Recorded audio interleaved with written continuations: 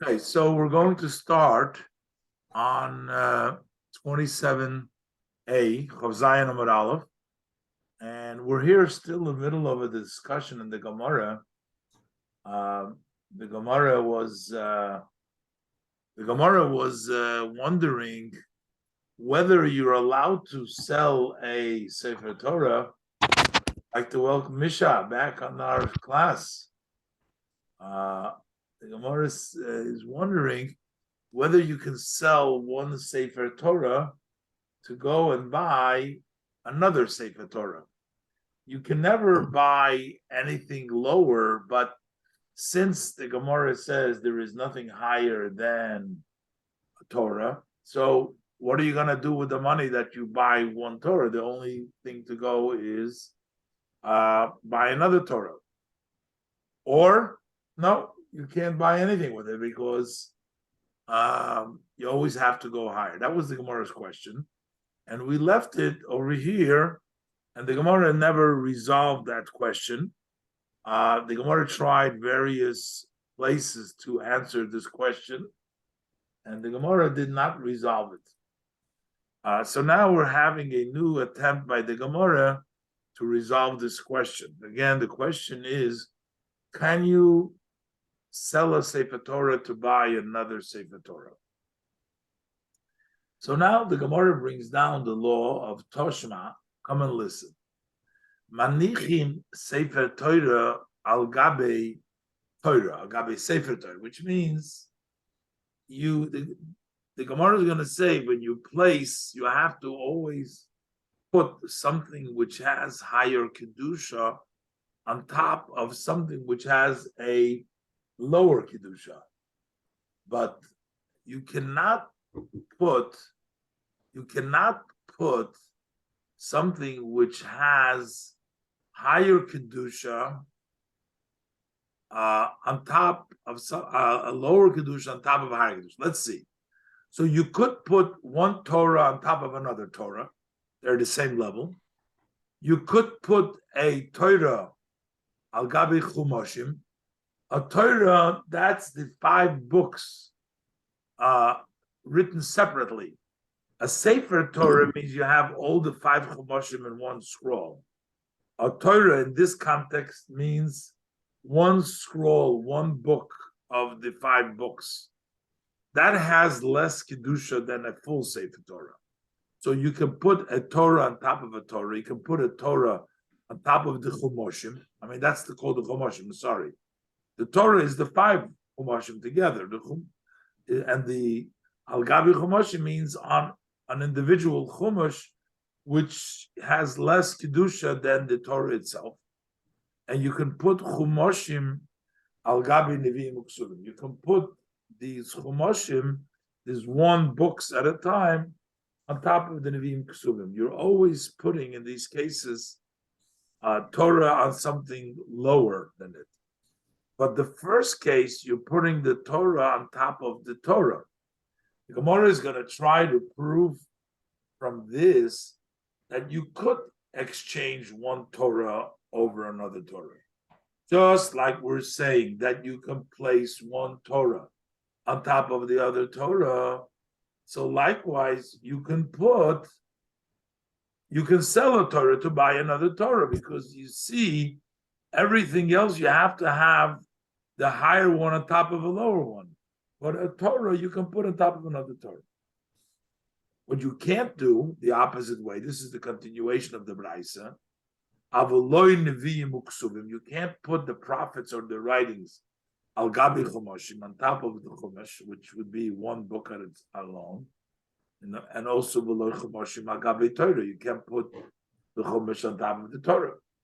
But the Gemara still thinks that you can figure out from here that a Torah, to buy a Torah is okay, just like you can put a Torah on top of another Torah. And the Gemara says that this is not really a proof. The fact that we allow you to put one Torah on top of another Torah, I mean, there's no other choice. Now, in our situations, we have each Torah standing in its own place in the Aron Kodesh. But I am assuming that in the olden days, or maybe in other places, they would not have this space to put each one separate. They would pile them up one on top of the other. So that's why you put one Torah on top of the Torah or the other one. But the Gemara says the reason that we allow it over there, because there's really no choice over there, because you need the space and there is no choice. So therefore we're telling you that you can put one on top of the other. But it does not mean that you can go ahead and sell a Sefer Torah in order to buy another Sefer Torah. The Gemara says, Anocha ka'amret, you are saying about placing one on top of the other? No, that's not a comparison. Shani hanocha loyefsher. Hanocha is different. To put the Torah on top of the Torah, there's no other possibility, so we put it there. What else should we do? So therefore we put it there. And the Gemara is going to prove that when you don't have the possibility, it's different. How does the Gemara prove that? The Gemara proved that anytime you roll a Torah, so you have one on top of the other, because the parchment on this one is laying on top of the rolled part. So whatever is rolled over there, and the one you have on top, it's always. So the Gemara says, if you're not going to say, well, there's no choice, that it's okay, how do we roll the Torah? But isn't one column lying on top of the other column? Just by the definition, when you're rolling something, you have one on top of the other. And still it's okay because there is no choice.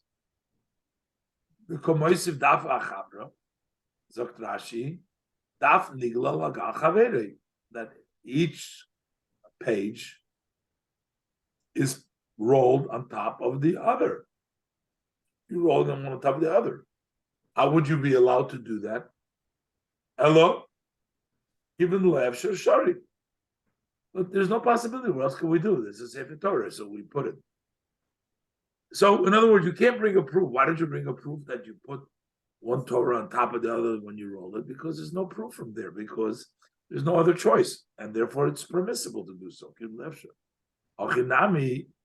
Same thing is here, given the Le'efsher, since there is no other possibility, that's why it's Shari is permissible.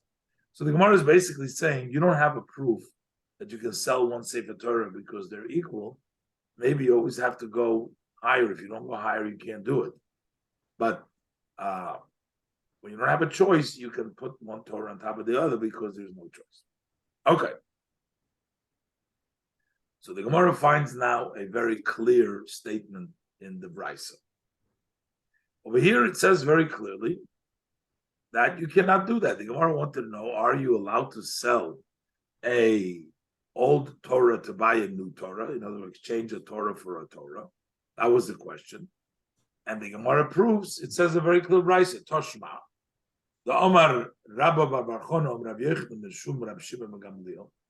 Rabba Bar Chona said in the name of Rabbi Yochanan, in the name of Rabbi Shimon Gamliel, Lo Yimker Odom Sefer Torah Yoshan Likar Boy Chodesh. One shall not sell an older Sefer Torah to purchase a new one. So you see very clearly that you can't exchange one Torah from another one. It says right here, you can't go and sell an old Sefer Torah to buy a new one. So here you have the evidence. That was your question. You said if you can sell a Sefer Torah to buy another one. The Gemara says, no, you misunderstood my question. It's a little bit of a different scenario. We weren't talking about in that scenario that Rabbi Bechor is saying to Rabbi Yochanan and the name of Shimon Gamliel. They were talking about a situation where there's no other Sefer Torah ready. We also worried, like we brought on before, with regards to a shul, that sometimes the Chachamim don't want you to destroy the shul because they're afraid that you might be negligent and then you're not going to rebuild the shul for the other shul with the money you got from this shul. In the meantime, you'll be left without a shul altogether, so don't destroy the old shul. The same thing is here with the Sefer Torah. The Chachamim were worried, if you're going to go and sell the Sefer Torah and use the money, maybe you'll use the money for something else. Maybe you'll end up not buying another Sefer Torah. So the law of Reb Shimon Gamliel that is quoted over here is based on another reason. That's based on Hosom Mishum Pshiusa. Over there, it's because of negligence. The reason we don't let you sell one Sefer Torah to the other one, the old one, buy the new one, is because of negligence. Mishum Pshiusa, Sagt Rashi, Shemor Misha Yimkar, because we worry, perhaps once you sell it, Shuv Lo Yikna, you're not going to buy it. And then the money will get lost. You'll use up the money will be spent. You're not going to buy the new one. So that's why we're afraid of negligence, and then we're afraid that you're going to misappropriate the money, and that the money is going to be gone. However, when are we asking the question? Is kigoin the ksiv umonach? It's already written. There's a sofer, has a Sefer Torah already. As soon as you sell the old one, you can purchase the new one. Liyafaruke mai. Are you allowed to redeem and exchange your Sefer Torah and get the money in order to buy the other one or not? Because you're not buying anything on a higher level, you're just buying a Sefer Torah. But we don't have to worry about negligence because you're right there buying it. What does it mean? It's already laying there to be redeemed. Umonach, you have to read it like this. Umonach, liferuki, it's laying liferuki. And the question is, what is the din? Which means it's laying there to be redeemed. Chekosu kvar achodesh bebeis hasefer. That the new one has already been written. It's in the house of the scribe. There is a new Sefer Torah there. All what is holding back is to give him the money. So in that case, there's no worry about negligence and the money that you're going to misappropriate the money because you got it right there. But the issue is here, are you allowed to do something which is not that standard? So the Gemara brings another ayah. Toshma, come and listen to another halacha.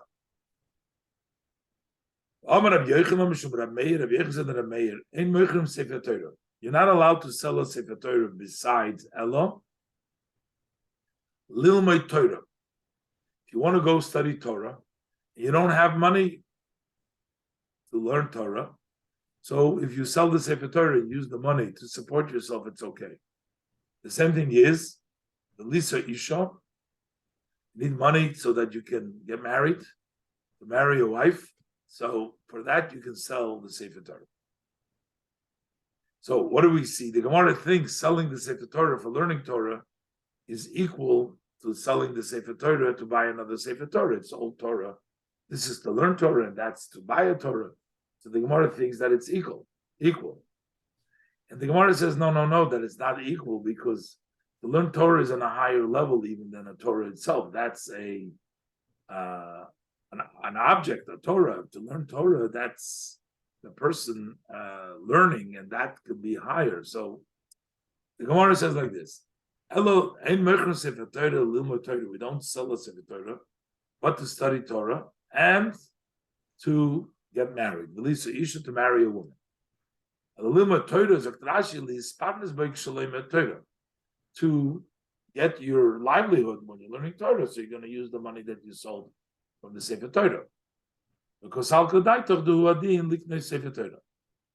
the thought was that the same thing is true to buy a Sefer Torah, just like you can sell the Sefer Torah to go ahead and buy and to use the money to learn Torah. Maybe you can. Same thing is to buy a Sefer Torah. So what do you hear from this? That Torah b'Torah shapir domi. That Torah for Torah is okay. That you can do that. That's what it seems like.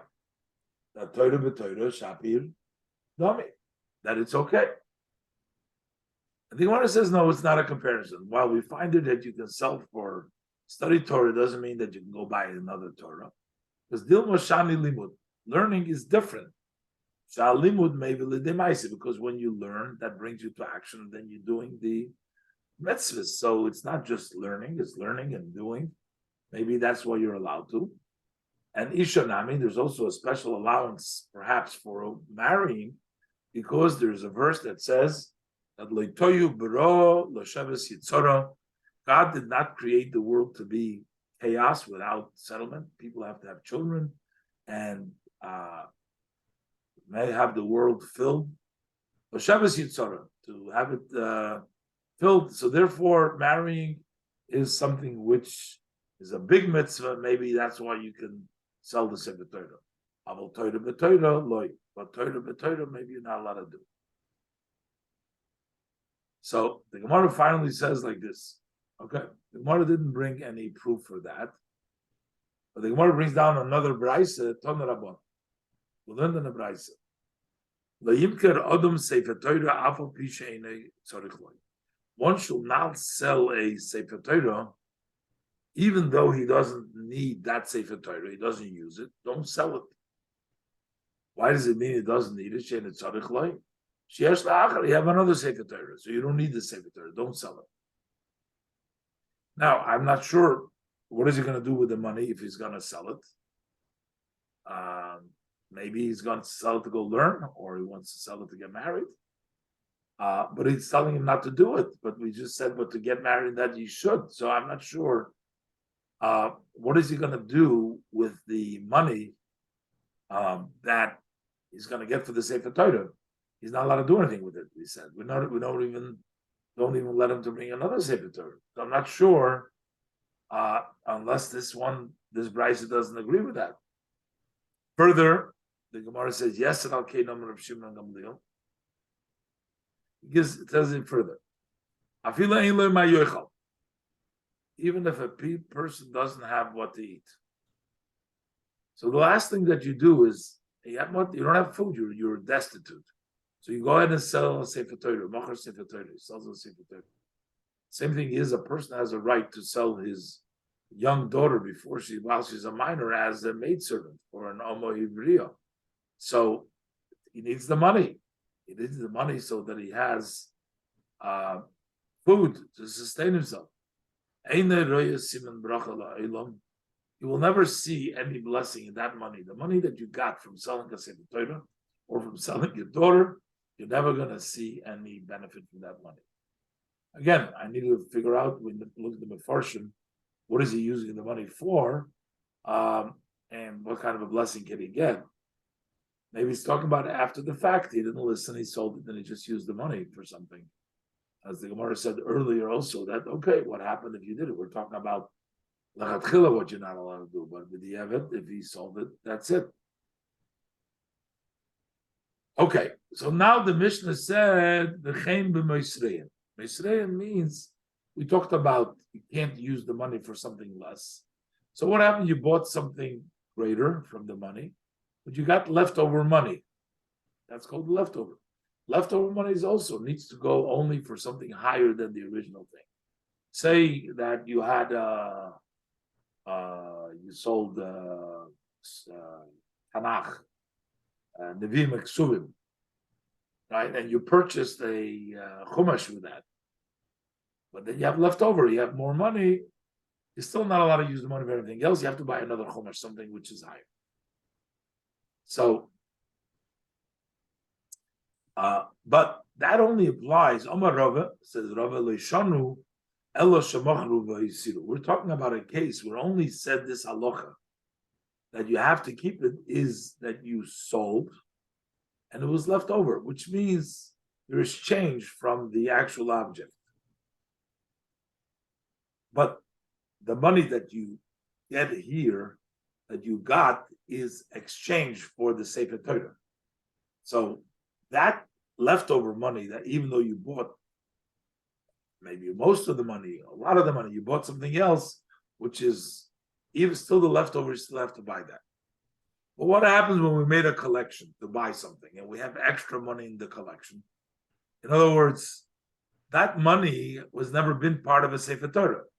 When you sell a Sefer Torah, that money at one point was part of a Sefer Torah, and you sold that Sefer Torah. Then he says you can. But if it's a case that you collected money for a Sefer Torah, turns out that you collected more money, then that money can be used for anything because you hadn't collected. Let's leave the Rashi again. Omar Rava says Rava, Leishanu elo shemachnu v'yisiru. This halacha is only learned in a situation in which they sold the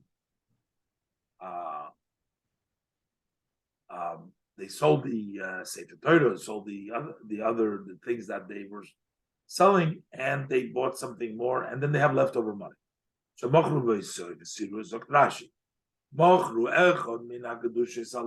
They sold one of these holy items, and they took from part of the money a elevated level of kedusha. They have a little left over. So then we applied the rule that you can only use the leftover money also for something higher. You can't use it just for anything else.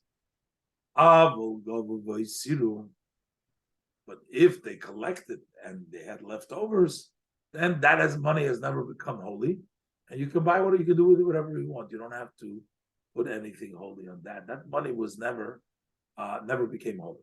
Avul govu zakrashi mois min hatzibur. If they collected money from the community, the tzorich sefer Torah, or a sefer Torah, v'konuha, and they purchased it. The noisar biyodom min adomim, and they have left over from the money. So he says, then the halacha is, if you have leftover money from the collection, mutar lo'iridom, you are permitted to bring them down their level. You can buy sharaydayin leibo l'shimush kedusha chamora. They have never yet been used for a more serious kedusha. So therefore, we don't have a problem with you using it for something low. Okay, that was the halacha that Rava gave us over here. Abaye challenged it. Over there it says, in the Bryce it says, Bamet Vorim Amurim Shaloi Hisno. When is it said, this halacha,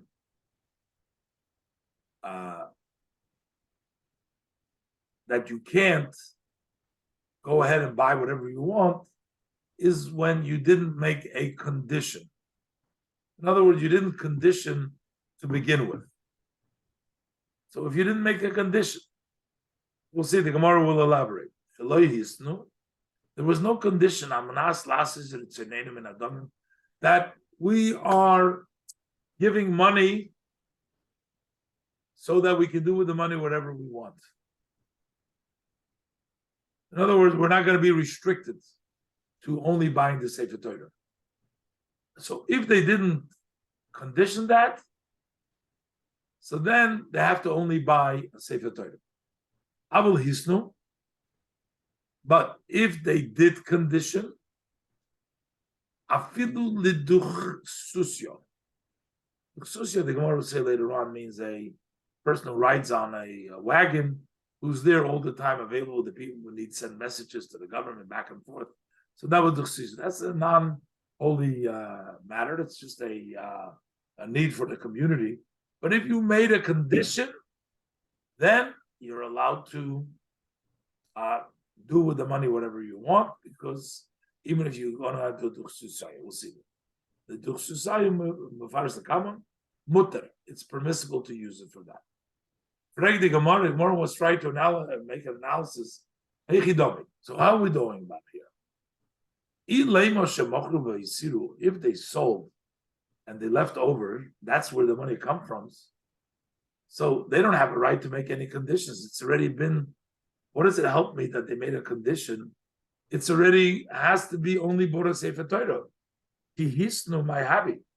What helps us that they condition now that they want to buy whatever they want? It's already too late. It was a Sefer Torah, you sold it. So how could they make conditions? Kihisnu mahabi, or to make kedushin. But these money are holy money. They can't make a condition. So we must be talking in a case, Elushegovu Vahisiru. But they collected and left over. they collected and they left over. So now you have money left over from the collection. Oh, so what do we say? So time or the hisno. So the only reason why you're allowing them to do so is because they made a condition, but without a condition, you wouldn't be allowed to. He said before that when you collect, you could just use the money for whatever you want because it never been Kaddish. Over here, from this Raisa, we see that it's only because they made a condition when they collected the money that we will do with the money as we wish. That's why he allowed them. Because it's time of the Isnu. The time of the Isnu. When they collected, they made a condition that we're collecting that we'll do as we wish from the leftover money. So that's why we're allowing them to do the What if they wouldn't condition? They would not allow them. So you see that when you make a collection, Rava, he just argued Abaye and Rava, and he said that when you don't, when Rava said when you collect money, you can just go ahead and keep the leftover money for whatever you want. He said, no, we see over here, it must be talking about a new purchase, because if it was an old purchase, it won't, if it's an old sale, the money comes from a sale, what your condition doesn't help, it's too late, it's already been holy from before.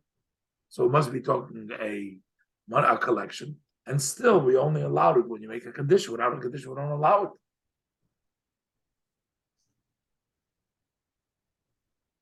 So the Gemara answers no.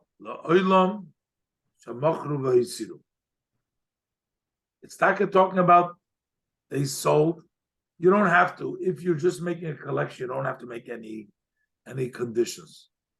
If you buy, if you sell, if you collect money for a Sefer Torah or anything, you don't have to make any condition. You can use it for whatever you want.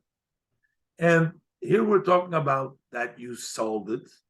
La'olam, we're talking about Shemachru v'Yisiru, we're talking about that they sold it and there was leftover money.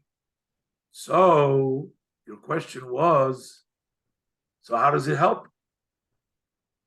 How does it help if it was already holy? What does the condition help? The Gemara says like this. It's talking about Omar,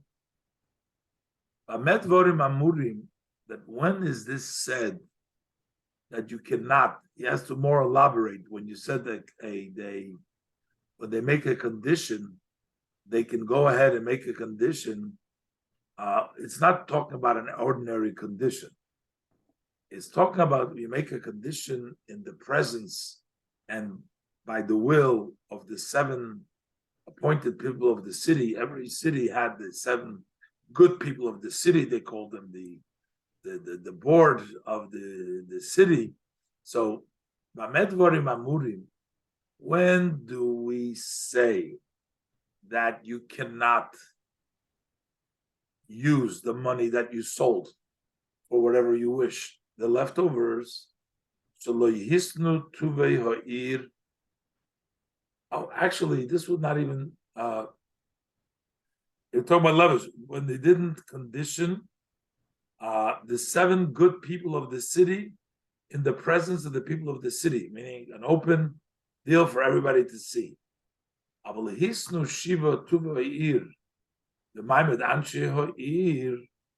if you have the 7 good people of the city, the 7 people in charge, make the condition in the presence of the people, then even for this wagon and the rider, it is also permissible. Now, it seems though that you can only do what's left over. Now, what happens if the 7 good people of the city want to sell the whole Sefer Torah? That they can't do. That's what it seems like. It seems like only they sold it, they left over.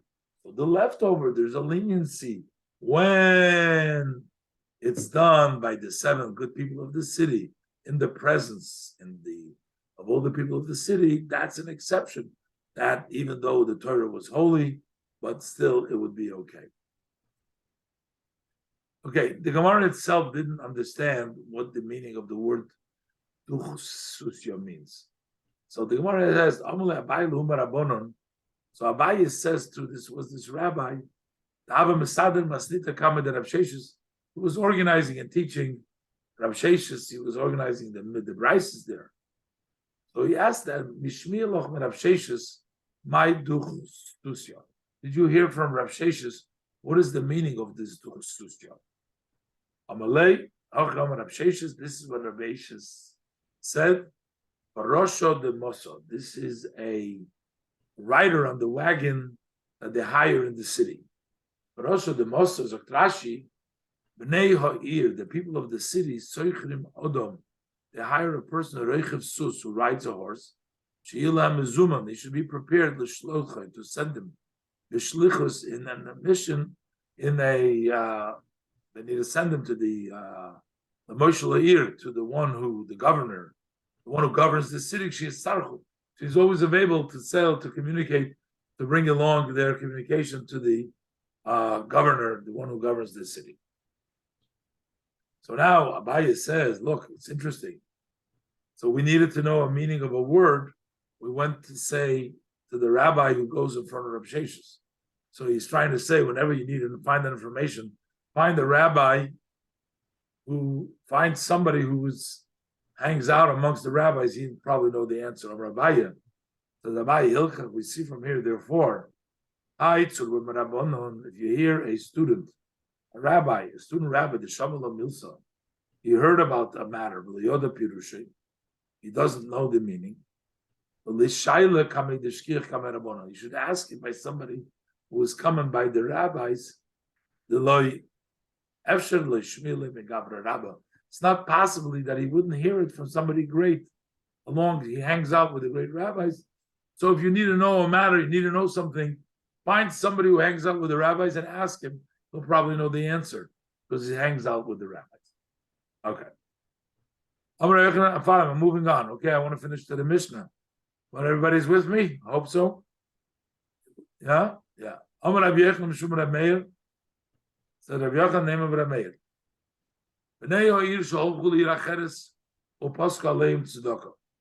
So let's say you have people of the city who went to another city. So they live in one city and now they find themselves in another city. And they're going back to their city. So while they're in the other city, which they went to, so Paskalem Tzedakah, so they set a charity obligation on them. Because everybody in the city, for example, has to pay a certain charity. It has to pay into the charity. And because those people were in that city, they put a charity on them. So they can't say, we don't want to give, because it's going to look like they're defying and they're not giving the charity that has been set for them, that they have to pay. So therefore, Noisnin, so they should pay it up. But what happens? Noisnin, they give it to the collector, to the attendant of that city. So they should not be suspected that they have been set up how much they have to give, and they don't want to give what they were set up to give.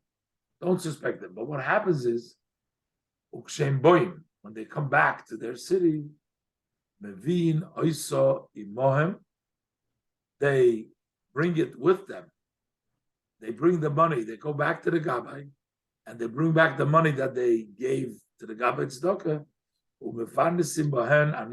and they support the poor people in their own city. So they don't have to really give to the other city, and they'll take the money and support the people in their city. Same boim, Zuktrashi. They go back to their place. They demanded back from the Gaboyim. And then they will support with that money the poor people of their city. We learn so in a Raisa, people of a city who went to another city, and they decided place the tzedakah on them. Noistim they give. When they come back, they bring it with them. So in other words, they go back to the Gabbai, collect back their money, and they bring it with them. This is when there is a bunch of people together that moved. But if you have one individual that goes to another city, and they decided tzedakah for him, that you have to give to the people of the city. He doesn't have a right to collect it back because an individual is considered nullified within the city. And once he's there and they place stuck on him, he has to give it to that city. The Gemara relates that I think it's Rabbi Huna.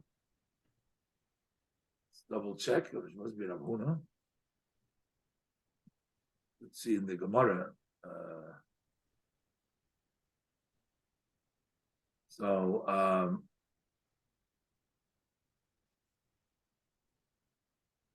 Yeah, well, in here it's also Reish. So go figure. So it must be probably Rabbi Huna, assuming. So anyways, okay, so the Gemara says, so Rabbi Huna went, Gozer Tanisa, so he decreed fasting for some reason. So what happened is, Ol Gabei, Rabbi Chona Bar Chaniloi v'chol b'nei Moshe. So Rabbi Chona Bar Chaniloi and all the people of the city, of that city, they came to visit Rabbi Huna, and the Ramalite Tzedakah b'Yovel. So he put charity, an obligation of charity upon them, and they gave it. They gave whatever he placed on them. They gave it. The boy Lemisi, when they came time that they wanted to leave, Amrulay, so they say to him, give it, let it, master, give it to us. When the father's we'll go back and we will support with that money the poor people in our city. So he said, no. Tanina, we learned in the Braisa that when you give back the money to them to bring it back to their city, to distribute it in their city, is b'she'ein sham chaver ir.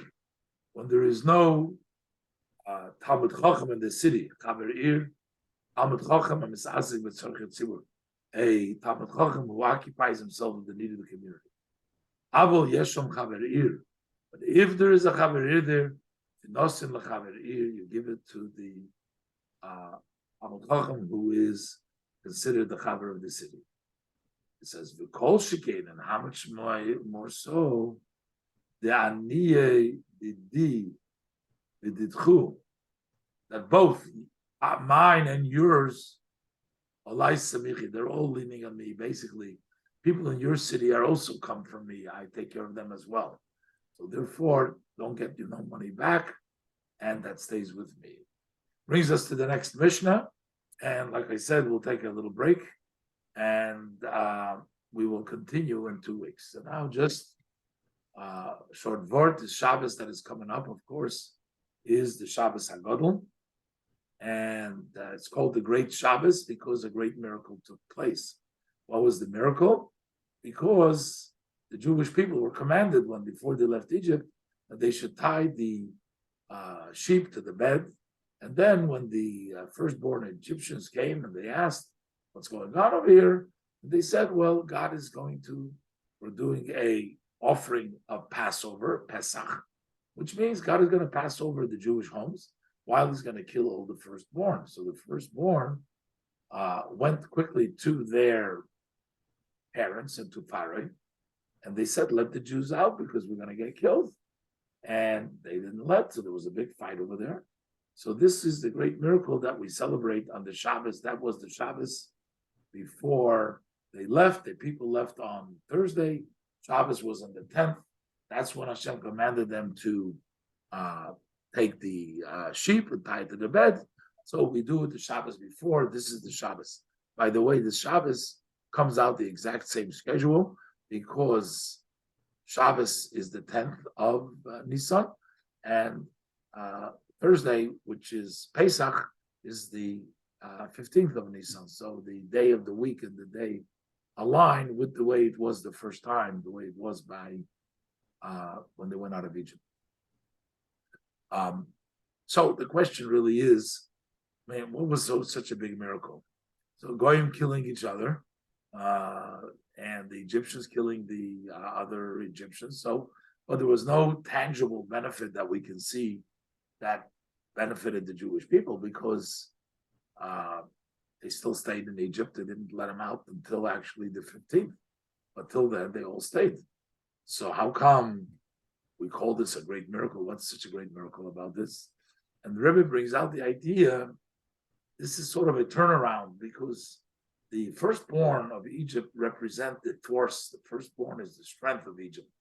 So when you have the strength of Egypt fighting for the Jewish people, that represents sort of a turnaround, like a totally exchange, that instead of being there and fighting and not accepting, the Jewish people were able to, even in Golus, they were fighting for the Jewish freedom. Our times also, today we have a lot of discontent and discord.